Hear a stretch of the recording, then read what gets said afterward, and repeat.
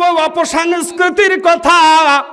জানি না ব্যক্তিটা নামাজ পড়ে কিনা। রাজশাহীর ছেলে জুয়েল, রাজশাহীর ছেলে, বয়স তার 28 বছর। কত বছর? 28। আল্লাহ ভালো জানে নামাজ কালামে কতটুকু, ইসলামের অন্য বিধান পালনে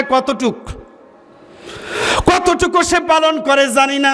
তবে আজ 2 দিন ধরা একটা নিউজ প্রচার হচ্ছে, ব্যক্তিটা সাক্ষাৎকার দিয়েছে, ইসলামের বিধান পালন করার জন্য আমি 4টা স্ত্রীকে এক ঘরে এক ছাদের মধ্যে ভরণ পোষণ করি। কয়টা স্ত্রী? 4টা।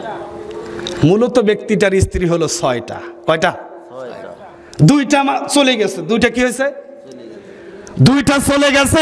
এখনো 4টা তার এক ঘরের মধ্যে থাকে, এক ছাদের মধ্যে থাকে। ব্যক্তিটা বলতেছে আমি ইসলাম পালন করার জন্য এই কাজটা করেছি। যদি ইসলাম সে পরিপূর্ণভাবে পালন করে আমার কোনো আপত্তি নাই। কথা বলেন ঠিক না ঠিক? এটা ইসলাম সমর্থিত একটি বিধান।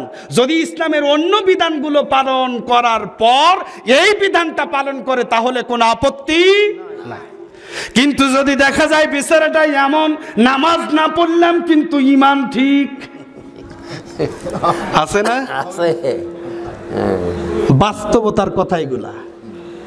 যদি বেচারাটা এমন হয় যে নামাজ না পড়লাম কিন্তু আমার ঈমান ঠিক আছে, 4টা বউ পালি, আমি ভরণ পোষণ দিতে পারি, তাদের খাদ্য দিতে পারি, কাপড় চোপড় সব কিছু দিতে পারি। জুয়েল রে, তোকে বলতে চাই, তুই কি নামাজ কালাম হজ যাকাত থেকে শুরু করে ইসলামের অন্য বিধানগুলো তুই যথাযথ পালন করিস কিনা এটাও তো খতিয়ে দেখা দরকার।